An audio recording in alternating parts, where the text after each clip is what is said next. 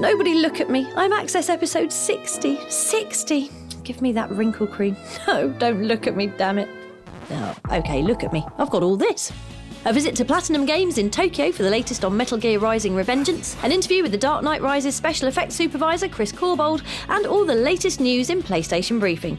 But first, prime those crocodile wrestling skills. Our game of the week is Far Cry 3.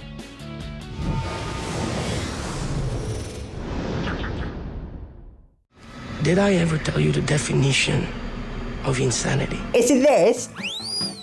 Insanity is. This? Insanity is. This? Is it this? F*** You, okay? You. The thing is, I killed you once already. And it's not like I am crazy. Actually, Voss, I've got the real definition of insanity right here. Insanity. Owning a PS3 and not buying Far Cry 3 when it comes out on November the 30th. Because Far Cry 3 is an incredible, harrowing adventure set in a massive open world that wants to shoot you, burn you, and shred you into tiny little man chunks. If that sounds unremittingly brutal, well, that's because it is. Where other games ask you to overlook the fact a size 8 heroine is lugging around dual pistols, grenades, a crossbow, a rocket launcher and half a hospital's worth of medkits inside her hot pants, Far Cry 3 has you crafting holsters and rucksacks for every item and weapon in your inventory using animal hide. You might call it busy work, but I call it immersive and realistic. Plus, it's really handy if you're short of cash this Christmas and need a cheap alternative to that expensive leather wallet your dad's been banging on about ever since you got him that second-hand nasal hair trimmer off eBay. So I need boar hide. Got some ham, I suppose this will do. Right, so just...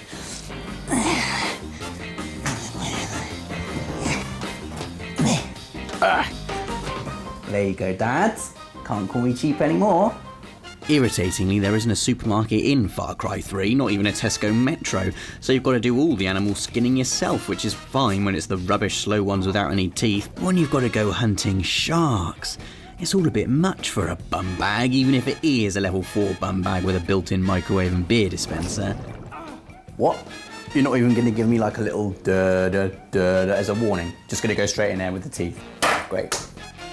All of which makes Far Cry 3 sound face-slappingly realistic until you remember you're playing it as an American youth with no prior combat experience, gunning through an island of pirates with the aid of a magic tattoo. The more ink you unlock with XP gained in shootouts and side missions, the more skilled you become, performing actions like aerial takedowns and swimming really fast, with the end result being protagonist Jason Brody resembling a slightly less camp David Beckham. And aside from that, Far Cry 3 is just bloody good fun. Where else on PS3 can you wrestle a crocodile, blow up a jeep with some sneaky C4 and then swoop across acres of lush jungle foliage in a hand glider? And it's got a really good story with ace set pieces and the best performance capture we've seen since Uncharted 3. Special mention to Michael Mando who plays Voss. You're brilliant and disturbingly unhinged. Far Cry 3 is out on November the 30th and we recommend it like bringing a flamethrower to a gunfight. Look what I have created! Fire! Fire! Fire!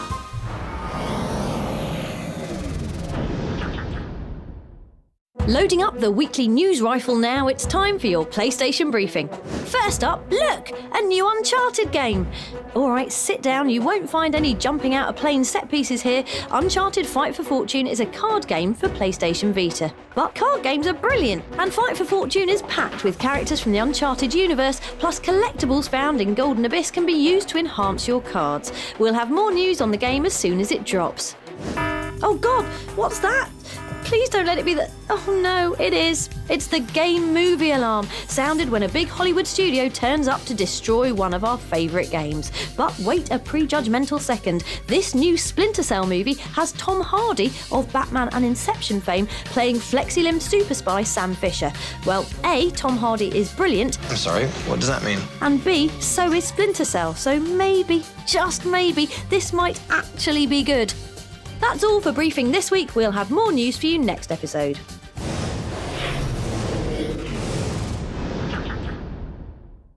Perusing PS3's digital wares now, it's your weekly roundup from On The Store. You know those old side-scrolling arcade shooters where you couldn't see the screen for all the enemies and bullets and neon fuzz? Well, now there's one on PSN. Hooray! It's called Cinemora and has you tapping into your latent superhuman reactions in order to dodge all the stuff that's relentlessly fired your way. Happily, you can shoot stuff back. Lots of stuff, in fact. Plus, it's pretty like an autumn meadow. Just a bit more explodey.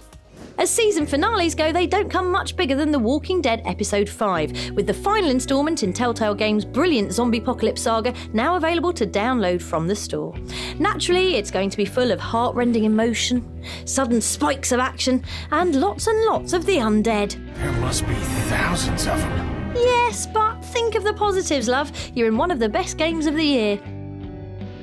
Also playable on the store this week is Devil May Cry. Yes, the new one with the Dante no one likes and all the red. You can call me Dante the Demon Killer. Play it though for the love of all that is evil and unholy, and we're sure you'll agree with us when we say it's shaping up to be every bit as good as the series highs on PS2.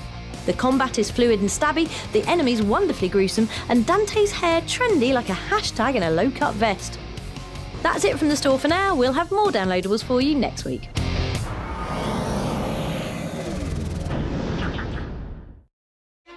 Where is my Dark Knight Rises Blu-ray? Where is it?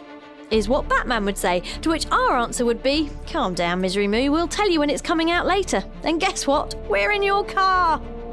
That's right, get your jealous face ready because to celebrate the Blu-ray release of Christopher Nolan's masterful trilogy ender, we got driven round inside the Batmobile. We also managed to chat with the movie's special effects supervisor Chris Corbold and asked him about the practicalities of working with a tank, and with Christopher Nolan.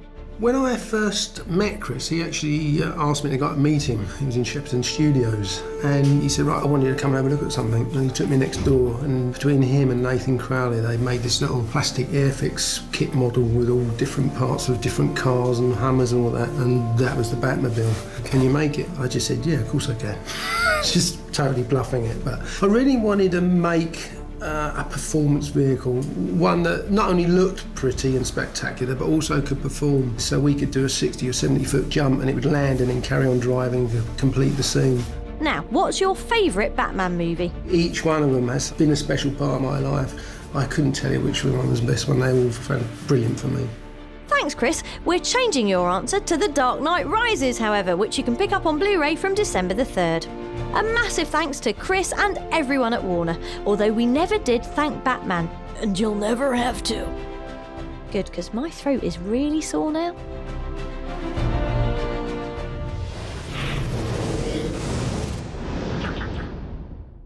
Access All Areas this week comes direct from Tokyo, Japan, where we paid a visit to Platinum Games, developer of silky smooth action titles Bayonetta, Vanquish, and of course the imminent Metal Gear Rising Revengeance.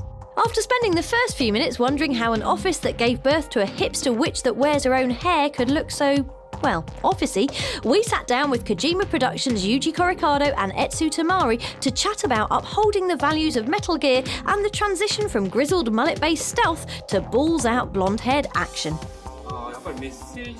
We believe that the message behind the story has always been a key element for the Metal Gears, and so we wanted to have that in Rising. There's always been a message behind the story and the action that's relayed to the player throughout the game. This is something I felt needed to be included in Rising, so as you play through, the message will be relayed to you.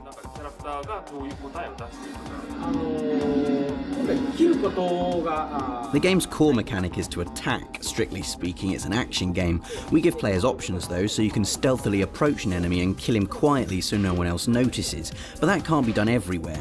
In order to attack freely and at will, players have the option to go in head-on, but at the same time there will often be a few pathways that allow them to stealthily come from behind. A massive thanks to everyone at Konami and Platinum Games. For more Metal Gear Rising, check out youtube.com/PlayStation Access. And don't forget you can get your hands on the playable demo of the game from November the 30th.